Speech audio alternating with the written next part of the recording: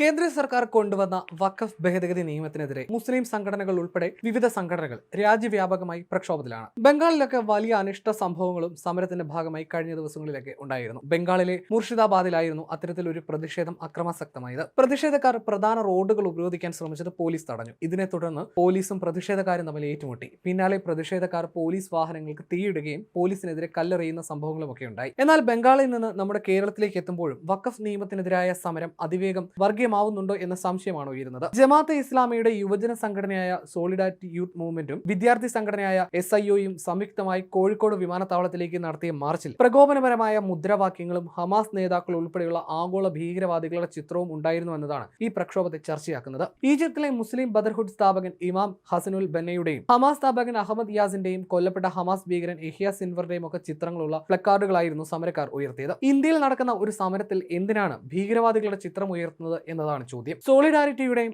SIOയുടെയും അജണ്ടയാണ് ഇതിൽ തെളിയുന്നതെന്നാണ് വിലയിരുത്തപ്പെടുന്നത്. ഇന്നലെ മലപ്പൂർ കരിപ്പൂർ വിമാനത്താവളത്തിന് സമീപം റോഡ് ഉപരോധിച്ചുകൊണ്ടുള്ള സമരത്തിലായിരുന്നു ഈ ഭീകരവാദികളുടെ ചിത്രങ്ങൾ ഉയർത്തിയത്. സയ്യിദ് ഇബ്രാഹിം ഹുസൈൻ ഷാദിലി ഖുദൂബ് എന്ന സയ്യിദ് ഖുദൂബിന്റെയും ചിത്രങ്ങൾ പതിപ്പിച്ച ബോർഡുകളും പ്രദർശിപ്പിച്ചിരുന്നു. ഇസ്ലാമിക മതസാഹിത്യം കേന്ദ്രീകരിച്ചുള്ള ഭീകര പ്രത്യയശാസ്ത്രം അവതരിപ്പിച്ചുകൊണ്ടുള്ള ഹസനുൽ ബന്നയുടെ രചനകളാണ് ഭീകരതയുടെ ഭൗതിക ആണിക്കല്ല്. പിന്നീട് ഇയാളെ ഈജിപ്തിൽ വെച്ച് അജ്ഞാതർ കൊലപ്പെടുത്തുകയായിരുന്നു. ലോകമെങ്ങുമുള്ള തീവ്രവാദം ആളിക്കത്തിക്കുന്നതിൽ ഇന്ധനമായത് സയ്യിദ് ഖുദൂബിന്റെ രചനകളാണെന്നാണ് പറയുന്നത്.